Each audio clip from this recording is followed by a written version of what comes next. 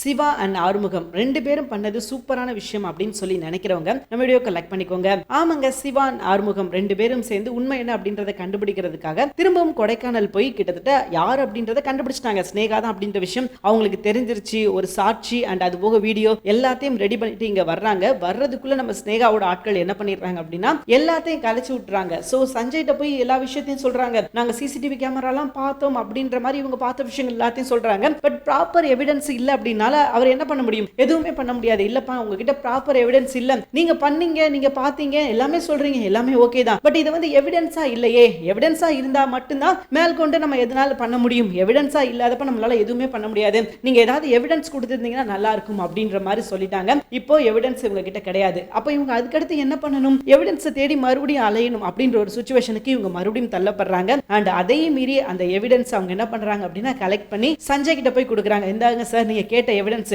எல்லாமே பக்காவா இருக்குது அப்படின்ற மாதிரி சொல்லி ஆறுமுகம் அண்ட் சிவா 2 பேரும் கொடுக்குறாங்க. இதை பார்த்து சஞ்சய்க்கே செம்ம ஷாக்கு. ஏன்னா சஞ்சய் வந்து பைரவிட்ட ஸ்கோர் பண்ணலாம் அப்படின்னு தான் இவ்வளவு பெரிய விஷயம் எல்லாம் பண்ணிக்கிட்டு இருக்காரு. ஆனா இது சஞ்சய்க்கே ஒரு பெரிய ஆப் அப்படின்னா ஆறுமுகம் சிவா 2 பேரும் சேர்ந்து வச்சதான். சோ இப்போ உண்மை என்ன அப்படின்றது தெரிய வந்துருச்சு. அண்ட் அது போக யார் இப்ப கம்பி என்ன போறா அப்படின்னா ஸ்னேகா தான். அவங்க பண்ண எல்லா தப்புக்கும் சேர்த்து அவங்க வந்து கம்பி என்ன போறாங்க. அண்ட் இது நிச்சயமா வந்து ஒரு பெரிய பேசு பொருளாகும். சிந்துவை பழி வாங்கணும் அப்படின்றதுக்காக இவ்வளவு பெரிய விஷயங்கள் பண்ணவங்க எதற்காக மற்ற விஷயத்துல வந்து கையாடல் பண்ணிருக்க மாட்டாங்க அப்படின்ற ஒரு மிகப்பெரிய நேம் வரும். இதெல்லாம் மீறி அவங்க எப்படி தப்பிக்க போறாங்க அப்படின்னு சொல்லி தெரியல. மிகப்பெரிய வலையில நம்ம ஸ்னேகா மாட்டிட்டாங்க அப்படின்னு சொல்லலாம். இதுக்கப்புறம் அவங்க தப்பிக்கிறது ரொம்பவே கஷ்டம். சோ பாப்போம் இதுக்கப்புறம் என்ன செஞ்சு எப்படி இந்த பிரச்சனையில இருந்து வெளியே வர்றாங்க அப்படின்றத நம்ம பொறுத்திருந்து தான் பார்க்கணும். ஏன்னா இவங்களுக்கு ஒரு மிகப்பெரிய ஆப்பு காத்திருக்குது அப்படின்னு சொல்லலாம். இவ்வளவு நாள் வரைக்கும் இவங்க தப்பிச்சிருந்திருக்கலாம். ஆனா இதுக்கப்புறம் அவங்க தப்பிக்கிறதுக்கான வாய்ப்பே கிடையாது. இதுக்கப்புறம் அவங்க மேல ஒரு ஸ்ட்ராங்கான எவிடன்ஸ் இருக்குது. சோ கஷ்டப்பட்டு ஏதோ கேஸ் வாபஸ் வாங்கி இவங்க கையில விழுந்து காலில் விழுந்து நான் தெரியாம பண்ணிட்டேன் அப்படின்னு சொல்லலாம். மேபி வாய்ப்பு இருக்கேன்னு வச்சுக்கோங்களேன்.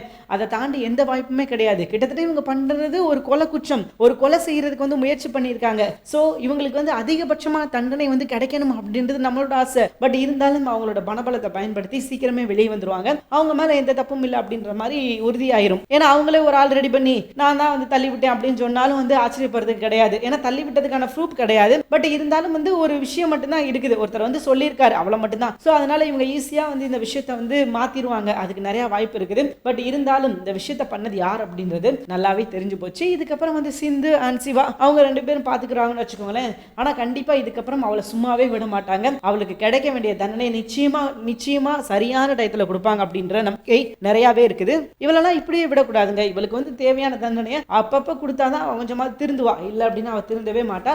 இஷ்டத்துக்கு நீ அடுத்தடுத்து தப்புகள் குற்றங்கள் நடந்துகிட்டே தான் இருக்கும். அவளும் பண்ணிக்கிட்டே தான் இருப்பா. சோ இதெல்லாம் நடக்கக்கூடாது அப்படின்றது நம்மளோட ஆசை. பார்க்கலாம் இதுக்கப்புறம் என்ன நடக்குது அப்படின்னு சொல்லிட்டு சிவா அண்ட் சிந்து 2 பேரும் சேர்ந்து என்ன செய்ய போறாங்க அப்படின்றது இனி வர எபிசோட்ல தெரியும். ஏன்னா ஒருவேளை அவங்க கேஸை வாபஸ் வாங்கணும் அப்படின்னா நீங்க வந்து சிவா கையாடல் பண்ணதா சொன்ன அந்த கேஸை நீங்க வந்து விட்ரா பண்ணணும். அதை வந்து நீங்க வந்து இல்லைன்னு சொல்லி கொடுக்கணும். அப்படி கொடுத்தா வேணா நாங்க இந்த விஷயத்தை வேணா கேஸை வாபஸ் வாங்குறோம் அப்படின்னு சொல்றதுக்கான வாய்ப்புகள் நிறைய இருக்குது. நிச்சயமா சிந்து யோசிச்சு முடிவெடுப்பாங்க. தேங்க்யூ ஃபார் வாட்சிங்.